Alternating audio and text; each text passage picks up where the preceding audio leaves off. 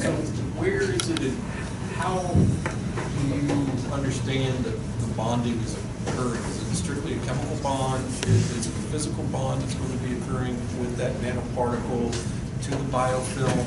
And then what effect, especially if it's a biological agent, protein binding to that biofilm, what impact would, say, drinking hot fluids like coffee or tea end up having on that? Wouldn't it denature the protein if that's what you're using? Our targeting moiety is a protein. So those are valid questions, and we would have to look at retention kinetics, because in addition to some of the things that you mentioned, these organisms in the oral cavity are constantly growing. You're getting cell surface turnover. And so we're targeting a cell surface carbohydrate, and so there are questions that we'd have to address about, how quickly does that turn over? How long do these particles remain associated with the streptococci? And we haven't gotten to that point because we're still optimizing the addition of the targeting molecule. So we've cloned the CAFE gene, we've expressed it, but we haven't completed surface modification with the CAFE yet. So I really don't know if I can answer any of those kinetic questions right now. Thank you.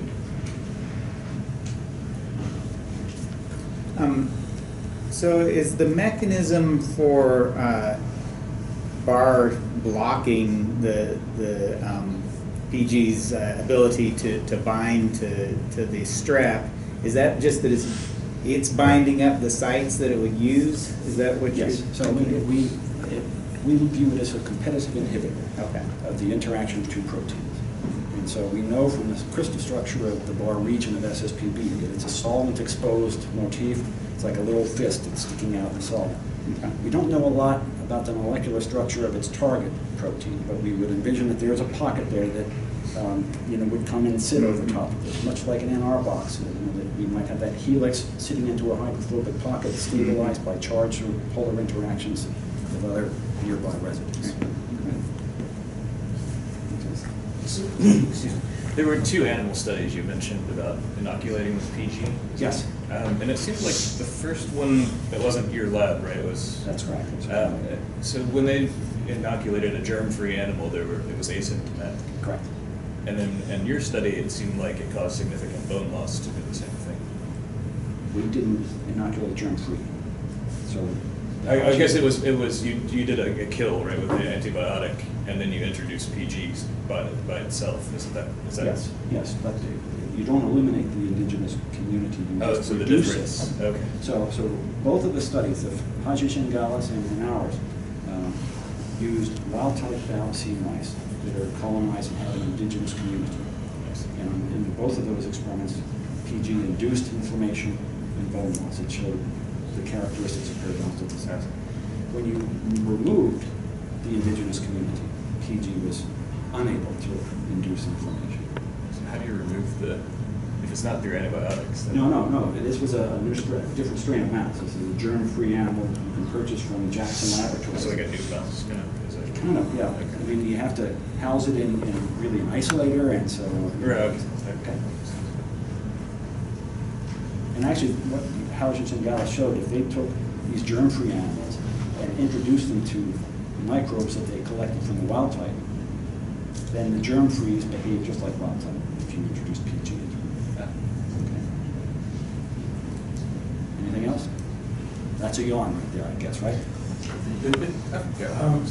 So the bar is a peptide, right? Yes. And so does it make any sense to synthesize it by, is it recombinant DNA methods?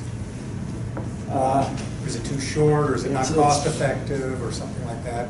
Wouldn't that be your ideal thing, to do that and then snip it out of the entire gene, or out of the protein produced by the gene? Well, so what we do right now is we just synthesize.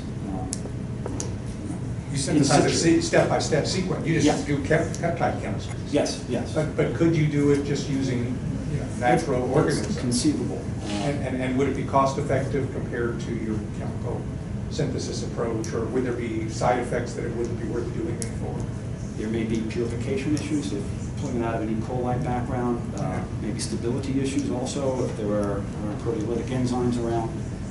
So So it might be We- possible, It might to be do it possible, as but- cost effectively as the synthetic. Yes, but those approaches would have to be optimized.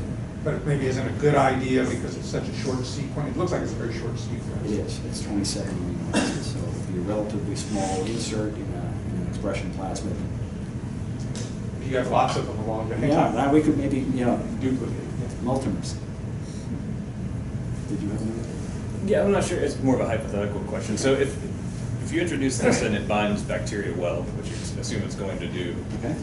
you're generating basically a spherical clump, for lack of a better word, of these bacteria that can be ingested, or if they have gum disease, maybe introduced into the bloodstream. Just curious if Well, is that a known type of geometry that would happen anyway? So one of the known clearance mechanisms of bacterial in the oral cavity is a saliva-based aggregation and swallowing. So if these organisms are clumped by anything, they tend to be removed more efficiently due to the flow of saliva, and most of them are acid intolerant, so by the time they transit through the esophagus and into the stomach, they're dead.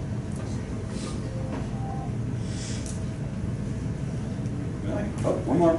So, if this all works, to what extent do you have to get FDA approval for oral treatments like this? How does that differ from like medical, like? Well, if we Other look types. at the small molecules, we have to go through IND and go through phase 1, 2, and 3 clinical studies. We just put in an application for the Excite grant, which is targeted towards commercialization. We did not get funded, and one of the concerns was, is it going to be cost effective to produce this product given the long path, FDA approval path, and the cost involved in that.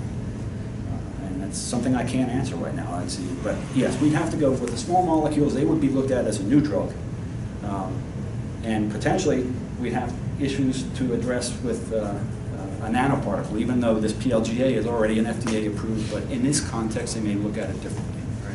So if you use a protein instead of a small molecule or a chunk of protein, would that lower the barrier to FDA approval?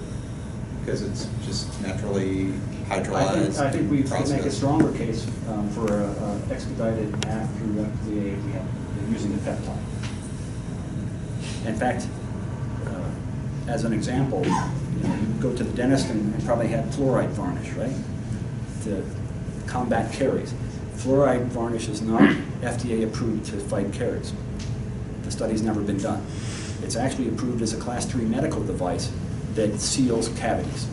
That's what how FDA defines it. But its off-label use is to reduce caries. That's how your practitioner is using it. So the key is that the company can't market it as that, but the clinician can use it. That's for correct. that application because of their ability for off-label use of the device.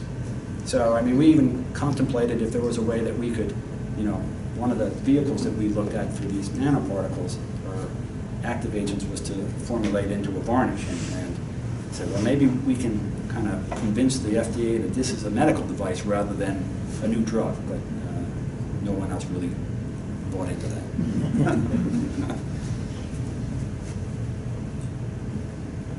This is a general, kind of dental tutorial.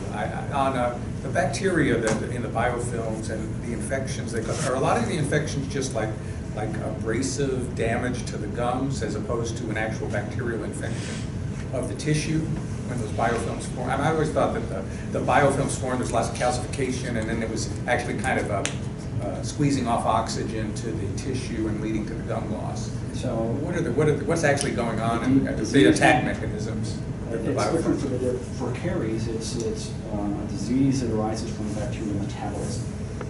So the carie Yeah, that makes sense. are I was thinking very it's more the gum disease and Okay, so and that's- plaque problems due to plaque. That's induction of a chronic inflammation that's not controlled, and it's the inflammatory response that causes the tissue damage and ultimately the bone resorption.